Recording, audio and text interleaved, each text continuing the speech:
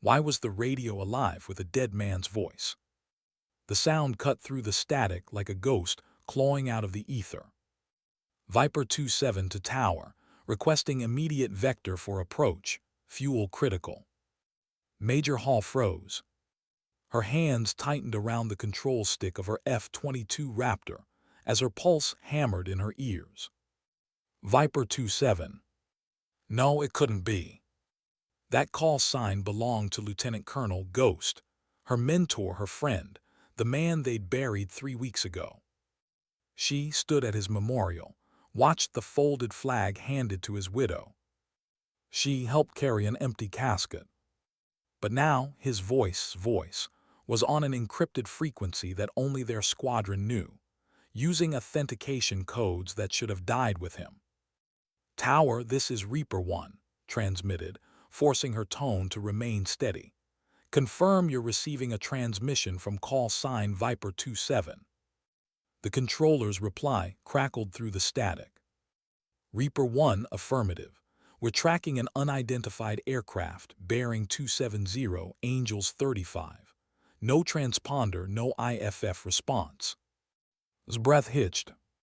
Flying without identification, friend or foe in Alaskan airspace, was either suicidal or deliberate, especially this close to the Russian border. Viper 27, she said, breaking every protocol in the book. Authenticate Zebra November. A beat of silence, then a voice she would have known anywhere. Reaper 1, authentication Tango Whiskey. A pause. It's really me. I'm coming in hot with half the Russian Air Force on my 6. Whatever you do, don't let them follow me home. The words hit her harder than G-forces ever could. 6 hours earlier had been asleep. The scramble alarm shattered the stillness at 3:41 hours. In 4 minutes she was airborne, streaking through the Arctic night, the aurora faint on the horizon. Her wingman, Captain James Boxer, formed up tight on her wing. The mission had sounded routine. Investigate radar anomalies near the Air Defense Identification Zone. But nothing about this night was routine anymore. Reaper Flight, this is command, came the voice in her headset. Row is weapons tight. Repeat, weapons tight. Do not engage unless fired upon. Vector 275 for intercept. Copy, answered, pushing the throttles forward. The Twin and Whitney engines roared, pressing her into the seat. The Raptor responded like a living thing, smooth, obedient, lethal. Her HUD painted the sky in data and light. Somewhere out there, something or someone was running for their life. Boxer, stay tight, she said. Whatever's out there, we're going to need each other. Copy that, Reaper 1, his calm voice came back. I've got your 6. The miles melted beneath them. Below, the frozen seas of the Bering Strait reflected the moonlight like shattered glass. It was beautiful, almost tranquil, until its radar warning receiver erupted in a chaotic symphony of tones. Multiple inbound contacts, fast. She checked her tactical display and felt her stomach drop. Command Reaper 1, she called. Multiple bogies bearing 268 hot aspect closing fast. Request weapons free. Negative, Reaper 1, came the firm reply. Contacts are in international airspace. You are to maintain weapons tight. Repeat, do not engage unless fired upon. Bit down hard, forcing herself to breathe. She knew this game. She lived it over Syria when politics outpaced survival. Rules of engagement always looked clean on paper, right up until you were the one in the crosshairs. Viper 27, Reaper 1, she said again. What's your status? The voice that answered was ragged, strained, the sound of someone pulling high G turns for too long. Reaper 1, I'm Winchester on AMRAAMs down to guns only. Got 6, maybe 7 flankers trying to splash me. These aren't regular Russian Air Force, they're group. The word sent a chill through her chest. Group. Russian mercenaries, off the books, off the leash, and twice as dangerous. How the hell are you alive? She demanded, banking her jet for a better picture. Long story. Short version, they shot me down 3 weeks ago, took me prisoner, I escaped 4 days back, stole one of their 35s, been island hopping across the Bering stealing fuel where I could. I'm almost out. I'm running on fumes. Her mind spun. A stolen Russian jet, flying toward U.S. airspace, chased by mercenaries. It was an impossible situation, and in 3 minutes it would become a decision that could start or stop a war. "Command Reaper 1, she transmitted tightly. "We have a friendly pilot previously KIA pursued by group aircraft in a stolen enemy fighter. Request immediate guidance." The pause that followed was an eternity measured in heartbeats and radar pings. Somewhere, someone high above her pay grade was being woken up. "Reaper Flight, this is Brigadier General," came the gravelly voice at last. "You are authorized to defend any aircraft attempting to reach U.S. airspace from hostile action. Weapons free if bandits demonstrate hostile intent." Exhaled. It wasn't much, but it was something. She switched radar modes, dropping stealth, letting the enemy know she was here. Boxer spread formation. Let's give them something to think about. The two raptors peeled apart, slicing through the night like silent predators. On her display, the drama unfolded, a lone 35 weaving and jinking, surrounded by 6 flankers closing in. Even at this range, she could tell the pilot was good. Really good. She toggled open the emergency broadcast frequency. "Unidentified aircraft, this is United States Air Force Reaper 1. You are approaching U.S. airspace. State your intentions." A thick Russian accent cut back. "American aircraft, we are pursuing stolen property. Do not interfere." Muted her mic and swore softly. The Russians were building their excuse: a stolen jet, a rogue pilot, a legal recovery operation. It would give Moscow the cover they needed if things went bad. "Viper 27, she said quietly, "confirm your identity. Tell me something only would know." There was no hesitation. "Remember red flag. You bet me a bottle of 18 I couldn't land with a hydraulic failure. You still owe me that bottle. His middle name is, my daughter turned 7 last week. Missed her birthday." His throat tightened. The details hit like bullets, small, precise, undeniable. It was him, it was alive. And about to die less than 50 miles from home. "Command Reaper 1, she said. "Identity confirmed, it's our guy." "Copy," Command replied. "Alert fighters are launching from ETA 8 minutes. 8 minutes? An eternity in air combat." His voice came again, urgent now. "They're locking me up, multiple radar spikes. They're going to take the shot." Didn't think she moved. "Boxer on me." She rolled the Raptor inverted and dove straight at the enemy formation, throttles maxed. The pressed against her chest as her radar painted 6 targets at once. Every one of those Russian pilots just felt their cockpit warning lights flare red. "Russian aircraft, this is Reaper 1, she broadcast on the open channel. "You are targeting an aircraft in distress attempting to reach U.S. airspace. Break off immediately, or you will be engaged." A beat. Then a streak of fire cut through the darkness. A missile launch. His instincts took over. "Fox 3, she squeezed the trigger, launching an AMRAAM straight at the inbound threat. Not the aircraft, but the missile itself. It was a 1 in a million shot. The 2 missiles raced toward each other, closing the gap at Mach speed. Her screen flashed. Impact proximity. A blinding detonation lit the night sky. Her missile had detonated close enough to cripple the enemy's guidance. The Russian R-77 spun wildly off course, missing by less than 100 feet. His voice came low and sharp over comms. "Russian aircraft, that was your only warning. The next missile targets you." For a moment, silence reigned. 6 flankers, 2 Raptors, 1 battered 35, all hanging in the Arctic sky, each pilot waiting to see who would blink first. could hear her own heartbeat in her helmet. She knew the math 2 against 6, rules barely on their side. But she also knew what fear felt like, and mercenaries were not soldiers. They fought for money, not home, and mercenaries knew when to cut losses. One by one, the radar returns began to peel away. The flankers turned east, slipping back toward Russian airspace. All but one. The last pilot lit his afterburners and charged. Reacted instantly. Fox 3. The AMRAAM streaked away, a white comet in the dark. The Russian pilot threw chaff and flares, but it was too late. The missile found its mark, slamming into the flanker's engine and ripping the sky open with fire. The explosion rolled across the night, briefly painting the clouds in gold.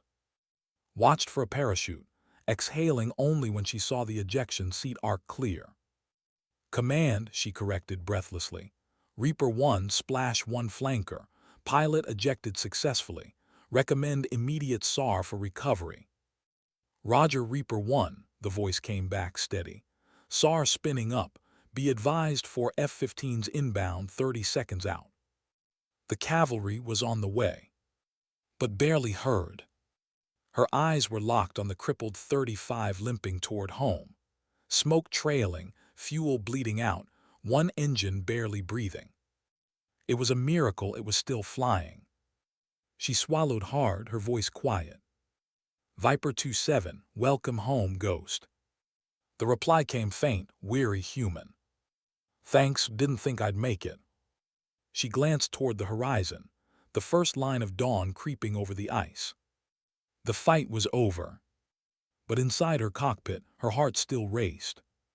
She didn't know it yet, but this night, this impossible return of a dead pilot would change everything. Because ghosts, she thought, don't come back for no reason. How do you land a dead man? Couldn't stop the thought. It echoed in her head, raw and unreal, as the Arctic dawn bled across the horizon. The sky had gone from black to steel gray, the kind of cold light that made everything look ghostly, fitting, she thought, for a man named Ghost. Stolen 35 limped through the morning haze, smoke curling from one engine, the fuselage chewed to ribbons. He was homeward bound, barely. Viper 27 fuel state, she asked. Running on fumes and prayer, rasped. 5 minutes, maybe less. Was 30 miles out. At this speed, 4 minutes of flight time. The math didn't care about miracles. His gloved hand tightened around the throttle. Boxer, alert the tower. Tell crash crews to prep the runway. We might need every piece of equipment they've got. Copy, came the calm reply. Tower, Reaper 2, prepare for emergency landing, foam the runway.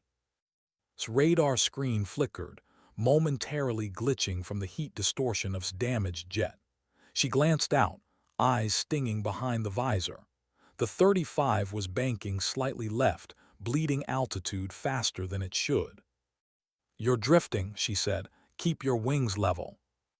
I'm trying, he said, voice tight with strain. Hydraulics are cooked, controls are mushy. Exhaled slowly, forcing calm into her voice. Copy, you're going to hold it together. You've flown worse. Not like this, he muttered. Not with my daughter waiting on the other side of the runway.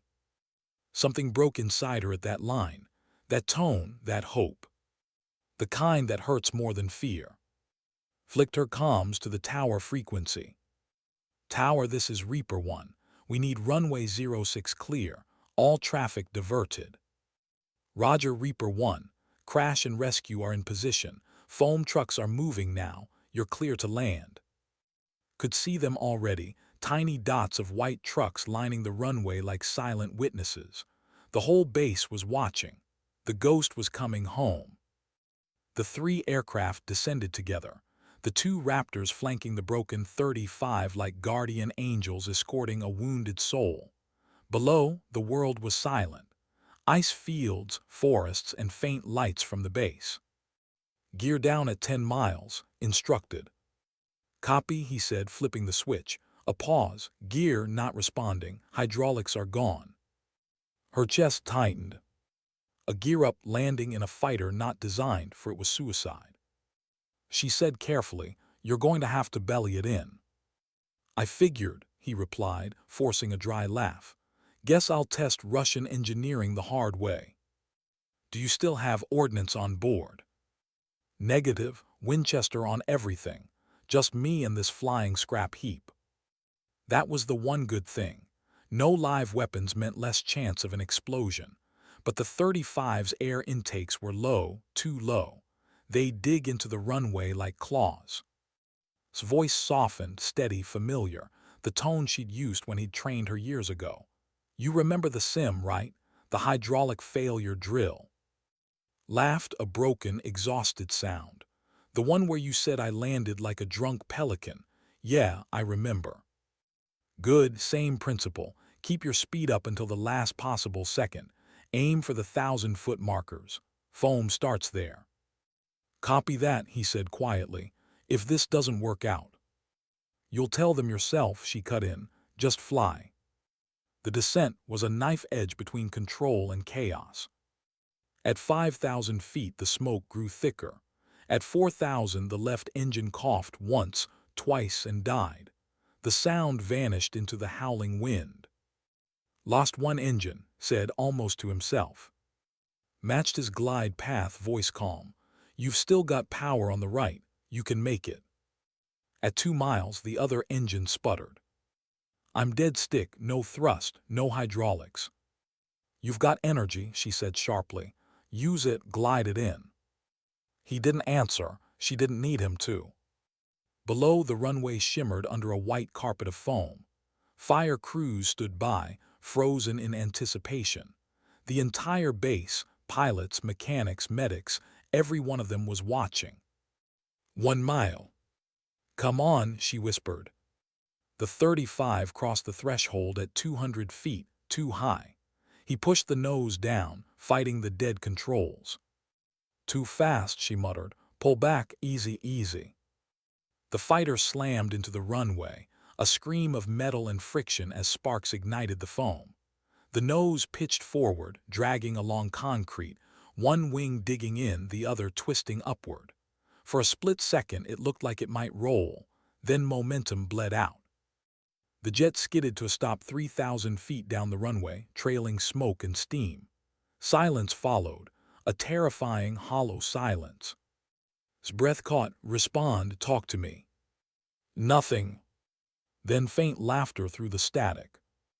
"I'm okay, can't find the damn canopy release. Everything's in Russian." Exhaled so sharply she almost laughed herself. "Hang tight, Ghost, you're done flying for today."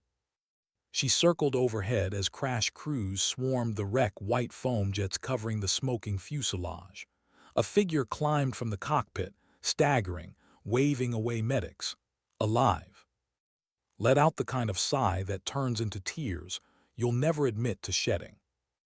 By the time her wheels kissed the runway, the sun had fully breached the horizon.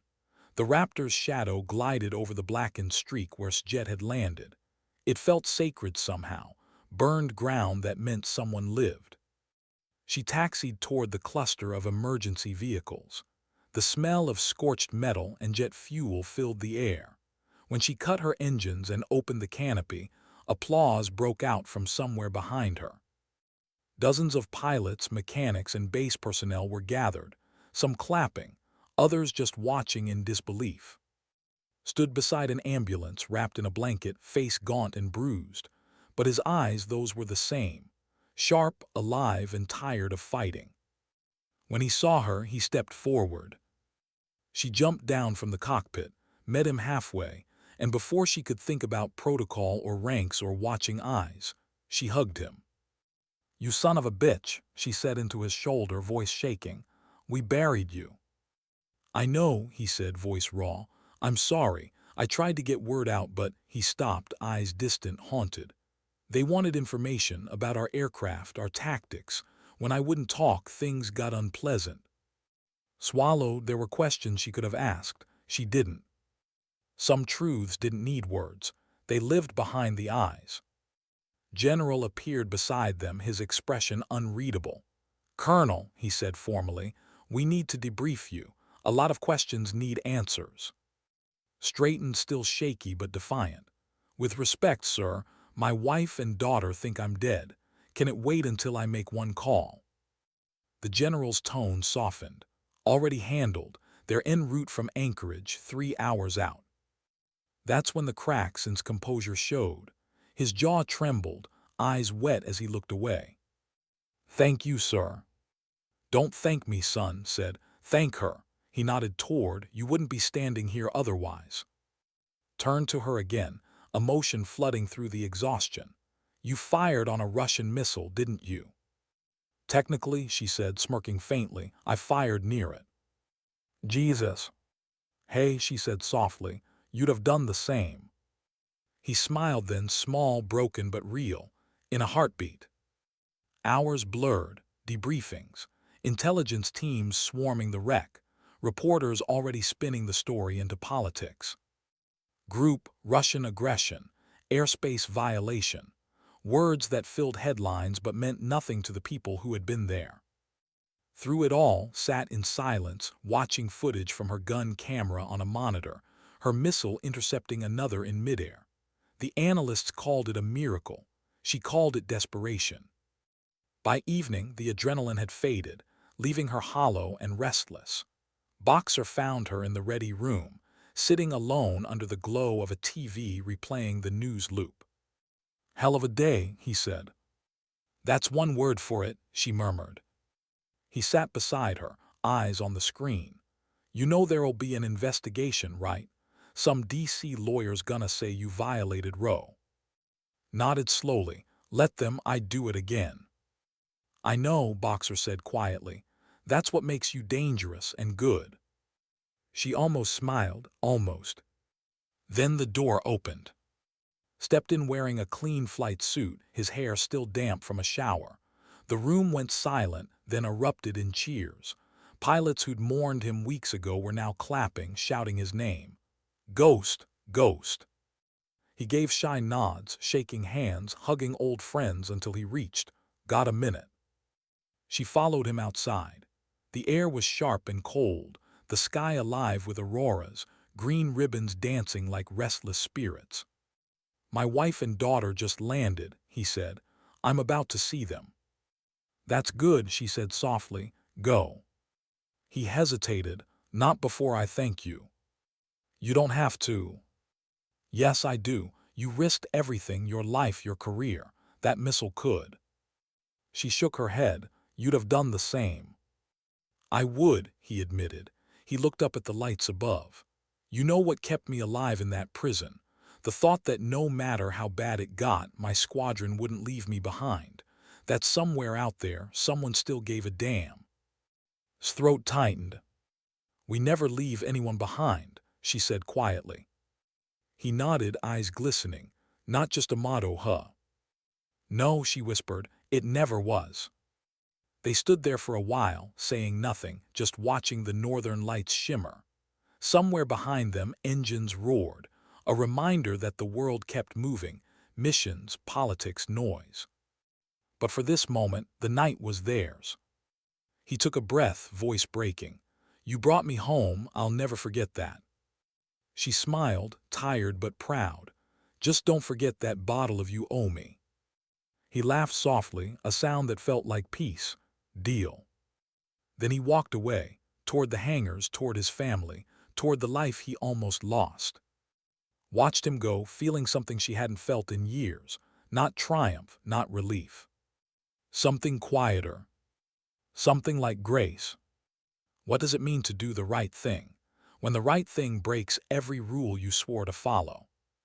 Hall didn't have an answer, not that night.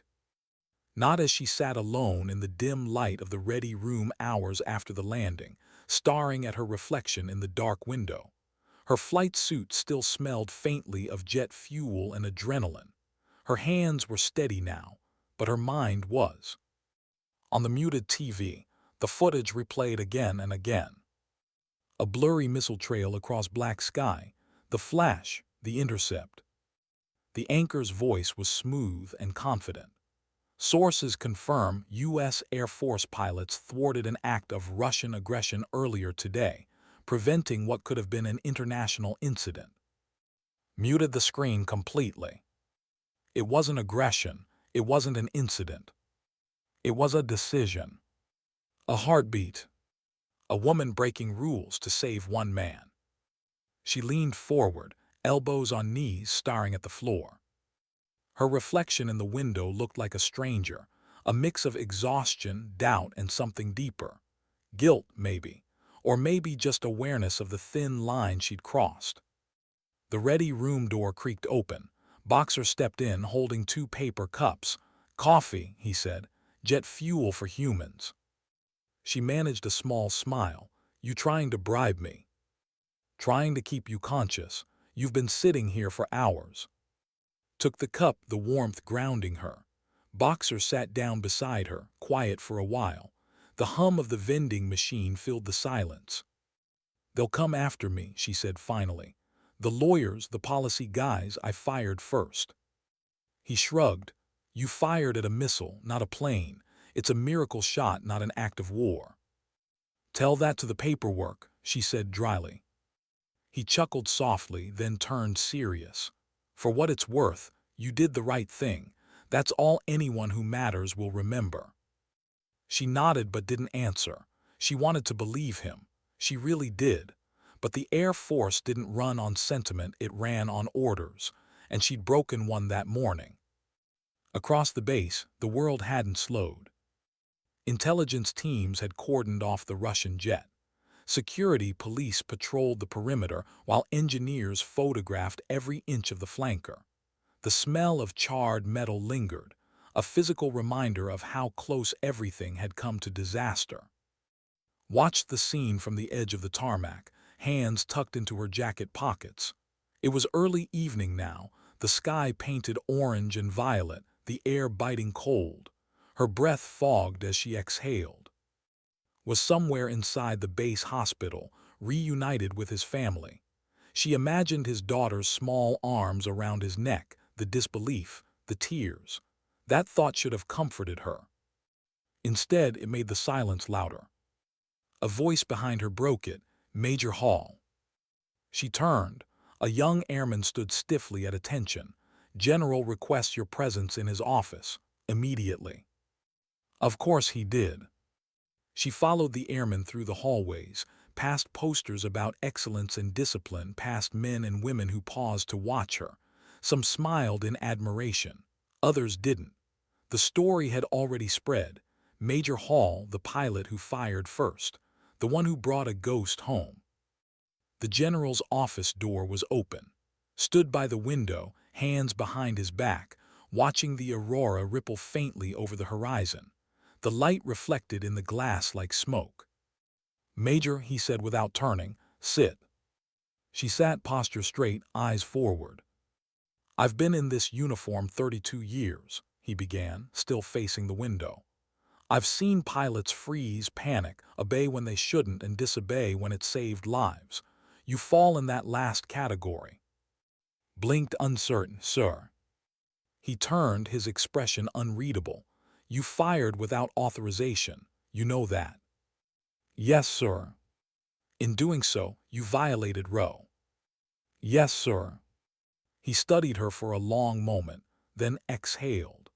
"And you saved an American officer's life, prevented a potential international crisis, and gave our intelligence community a fully intact Russian fighter jet to study." She hesitated. "Sir, with respect, are you saying—" "I'm saying," interrupted, "that Washington's already rewriting the narrative. The president's calling it decisive action under pressure. The State Department calling it a deterrent success. And the Joint Chiefs are calling you a hero." Blinked, caught between disbelief and fatigue. "A hero." He nodded slightly. "Congratulations, Major. You're being put up for the Distinguished Flying Cross." She didn't feel proud. She felt tired. "Sir, I don't," she stopped, searching for words. "I don't think I deserve that." Tilted his head. "You think saving a man's life doesn't count." "It's not that," she said quietly. It's that it shouldn't have been me making that call. I didn't have authority, I just reacted. The general smiled faintly, not unkindly. Sometimes, Major, the right call doesn't wait for authority. He turned back to the window. Go get some rest. Tomorrow you'll brief half the Pentagon over a video link, and next week you'll probably be shaking hands in Washington. But tonight, he glanced over his shoulder. Tonight, you're just a pilot who brought a friend home. That's worth celebrating. She left his office in silence, the weight of the day pressing heavier than before.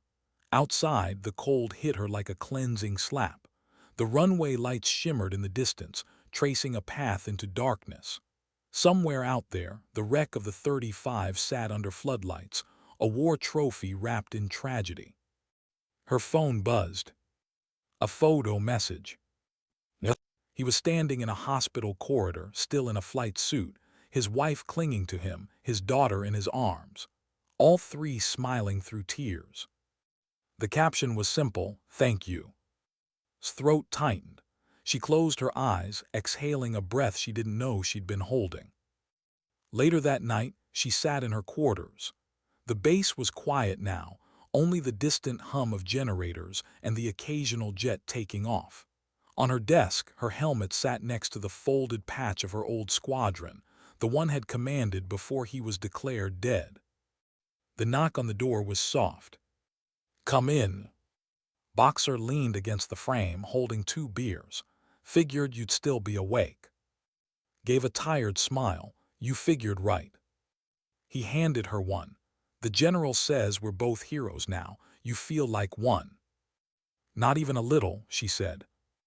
They clinked bottles. The beer was cold, the kind of cold that burned slightly going down. Boxer sat on the edge of her bunk, quiet for a while. "You ever think about what it costs?" he asked finally.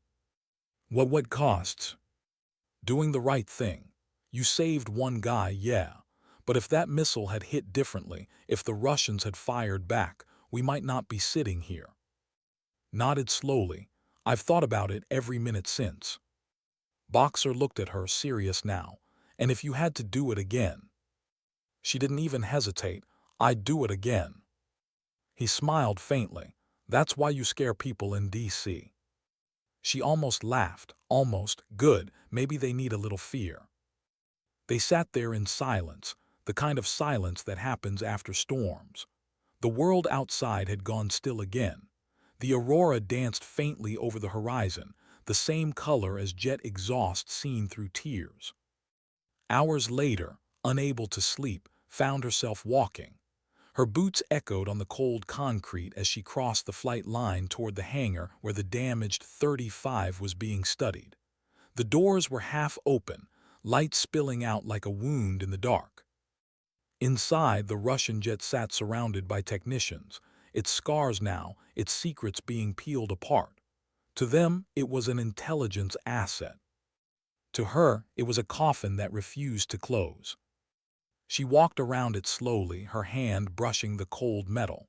The paint was scorched, the surface pitted and dented. She could still see the gouges from where it had skidded across the runway. This wasn't a war machine anymore. It was a survivor, like the man who flew it. A soft voice startled her, couldn't sleep either. Stood behind her, still in base-issued sweats, looking healthier than earlier, though the exhaustion lingered in his eyes. "Shouldn't you be resting?" she asked. "Can't. Every time I close my eyes, I'm back there." She nodded. "I get that." They stood in silence for a long moment, the only sound the clicking of tools and the soft murmur of mechanics in the background. He said finally, "They want me to go to Washington, debrief, testify, maybe even speak before Congress." "That's good," she said. "You deserve to be heard." He shook his head. "Doesn't think so. She's terrified I'll go missing again, and honestly, I'm not sure she's wrong to be scared." Studied him quietly. The strong, confident commander she'd known was still there, but he'd changed. There was a fragility in his voice, a kind that only comes from seeing death and walking back through its door. "You don't owe anyone anything," she said softly. "You've done enough."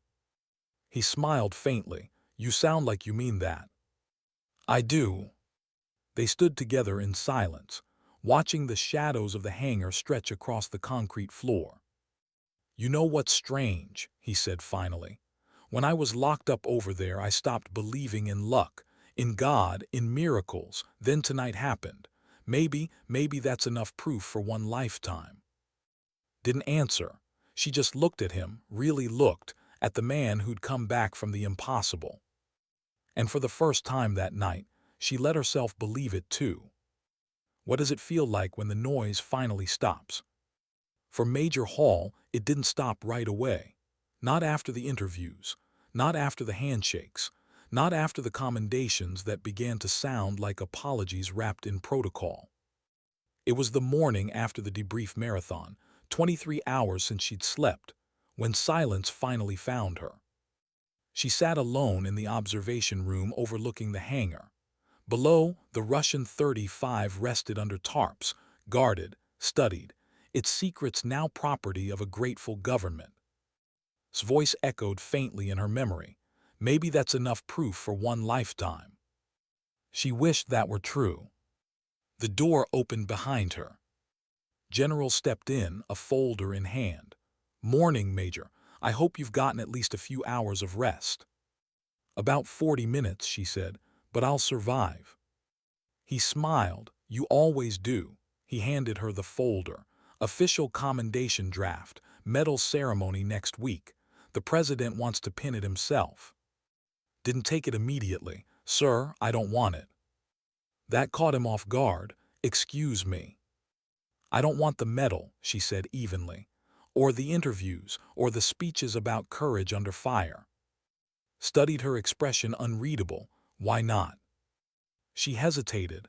"Because it wasn't courage. It was instinct, fear. I pulled the trigger because I couldn't watch another name added to the wall." "Major." She looked up sharply. "Sir, I broke the rules. That's not heroism, it's desperation." For a long moment, the only sound was the hum of ventilation above them. Then said quietly, "You're wrong about one thing. You didn't break the rules. You bent them to save someone who mattered, the kind of decision that keeps the world from burning down." He turned toward the window. "You think medals are for heroics. They're not. They're for reminders. They remind the rest of us that someone somewhere had the guts to act when everyone else hesitated." Exhaled, the argument draining out of her. "And if I'd missed that missile, if I'd hit his jet instead?" "Then we'd be having a different conversation," he said simply. "But we're not." He closed the folder, setting it gently on the table beside her. "Take the medal, Major. Not because you need it, but because others do. They'll see it and remember why they joined. Because of people like you." He started toward the door, then paused. "And Major, for what it's worth, you remind me why I stayed." When he left, the silence returned. Stared at the folder for a long time before finally opening it. Her name was printed in bold. Major E. Hall, for exemplary action and valor under fire. She closed it again. By late afternoon, the base was calm. The crisis had shifted to Washington, where politicians debated the implications and diplomats crafted the narrative. The pilots were just names in a report now, pieces on a chessboard of geopolitics. Stood on the runway, wind biting her face, watching an F-15 take off in the distance. The roar vibrated through her chest, through her bones. It reminded her of why she joined in the first place, not for medals, not for glory, but for this. The hum, the sky, the silence before takeoff. Footsteps approached from behind. She didn't need to turn to know who it was. Stopped beside her, hands in his jacket pockets. The bruises on his face were fading, but the shadows in his eyes remained. "They said you turned down the medal," he said softly. "I didn't turn it down," she replied. "I just didn't accept it." He smiled faintly. Still the same Hall, always allergic to credit. She shot him a look. "And you, heading to Washington?" He nodded reluctantly. "Yeah, debriefing, testimony, the works. They want details about operations. Maybe use it to squeeze Moscow diplomatically. And your family. They're not thrilled, he said quietly. Cried when I told her I had to go again. Tried not to, but I could tell. Nodded, you could say no, you know. I could, he said, staring out toward the horizon. But then I think about the ones still out there, the ones who don't get a way back. If what I saw can save even one of them. He trailed off. He didn't need to finish. Understood. Duty never really let you go. It just waited for you to remember who you were. She looked at him, her voice softer now.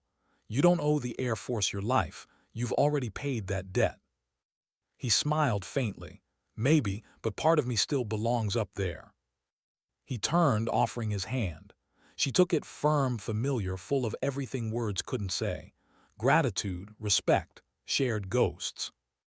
When I get back, he said, I'll bring that I owe you. You better, she said, half smiling. You owe me a toast. To what? To impossible nights, she said, and the ones who make it through them. He nodded slowly, eyes shining. Fair enough. They stood there a moment longer, watching the last F-15 disappear into the sky.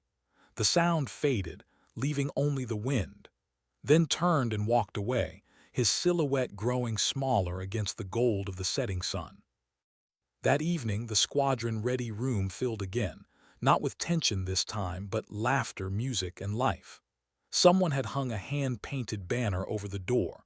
Welcome back, Ghost. Stepped in quietly, unnoticed at first. Pilots were scattered everywhere, some playing pool, others trading stories about the intercept, each retelling getting wilder by the minute. Stood in the center of it all, his daughter perched on his shoulders, laughing. Boxer spotted her and raised a bottle. To Reaper 1, he called.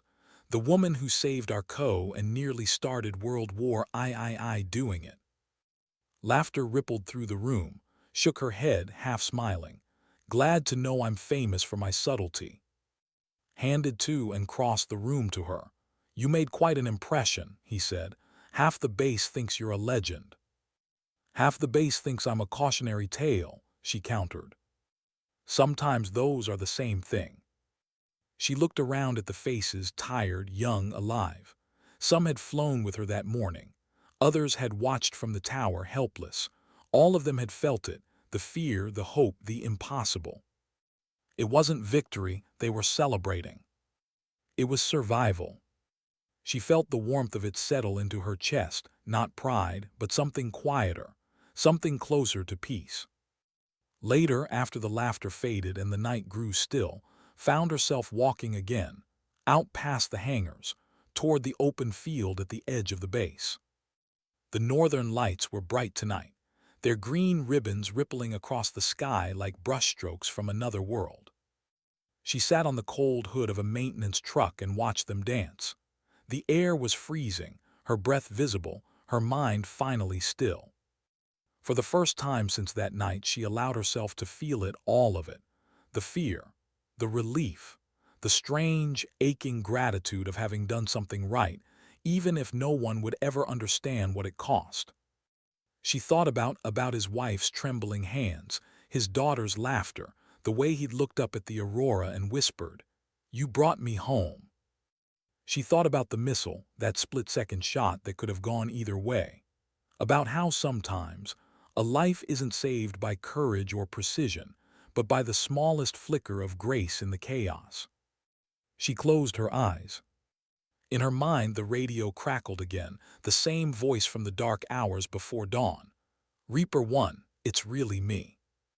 The sound of the dead returning. The sound that changed everything. When she opened her eyes again, the aurora shimmered brighter, almost like an answer. Somewhere out there, the world was still turning. Borders still existed. Men still fought wars over invisible lines. But here, in this small corner of frozen sky, something sacred had happened. A man came home from the dead. And a woman learned that rules mean nothing without the heart to break them. Stood brushing frost from her flight suit. The wind caught her hair, whispering through the stillness. Tomorrow would bring new missions, new orders, new battles she didn't choose. But tonight she carried the only truth that mattered. Sometimes dignity doesn't speak.